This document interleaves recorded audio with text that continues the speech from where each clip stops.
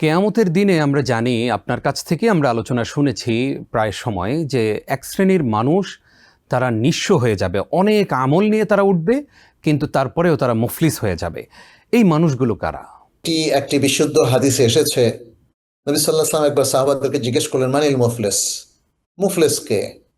তো তারা তো বললো যে যার টাকা পয়সা নাই। বলছে না না, কিয়ামতের দিন মুফলিস হচ্ছে সেই ব্যক্তি যার অনেক নামাজ, অনেক সিয়াম, অনেক বড় বড় ভালো ভালো আমল থাকবে, কিন্তু তাকে জাহান্নামে নিয়ে যাওয়া হবে। তার মানে হচ্ছে সে হালাল হারাম বাজ বিচার করতো না, সে অন্যায় কাজে লিপ্ত থাকতো। শুধু ব্যক্তিগত কিছু আমল করেছে, শুধু ব্যক্তিগত আমল করে আল্লাহর কাছে পার পাওয়া যাবে না, বরং তাকে মানুষের অধিকার, তাকে সমাজের অধিকার, তাকে সামাজিক দায়িত্ব, ইসলামের যে আরো অনেকগুলো দিনই দায়িত্ব আছে, সেগুলো তাকে পরিপালন করতে হবে। তাহলে সে আর মুফলিস হবে না। তখন তার এই সালাত, সওম, ব্যক্তিগত যত আমল, এগুলো আরো মাল্টিপ্লাইড হয়ে যাবে। এগুলোর মাধ্যমে আল্লাহর কাছে তার মর্যাদা বাড়বে। কিন্তু শুধু অল্প কিছু ব্যক্তিগত আমল দিয়ে আল্লাহর কাছে পার পাওয়া যাবে না।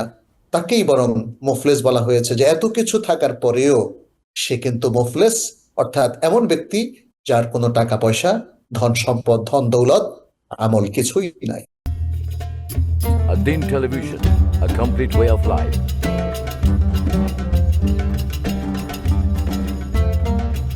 প্রিয় দর্শক, ধন্যবাদ আদ্দিনের সাথে থাকার জন্য। এমন আরো সুন্দর সুন্দর ইসলামিক কন্টেন্ট ও সবশেষ আপডেট পেতে সাবস্ক্রাইব করুন আমাদের ইউটিউব চ্যানেল আদ্দিন এবং পাশের বেল আইকনটি চাপুন। পরবর্তী সকল ভিডিও নোটিফিকেশন পেতে যুক্ত থাকুন আমাদের সোশ্যাল মিডিয়ায়।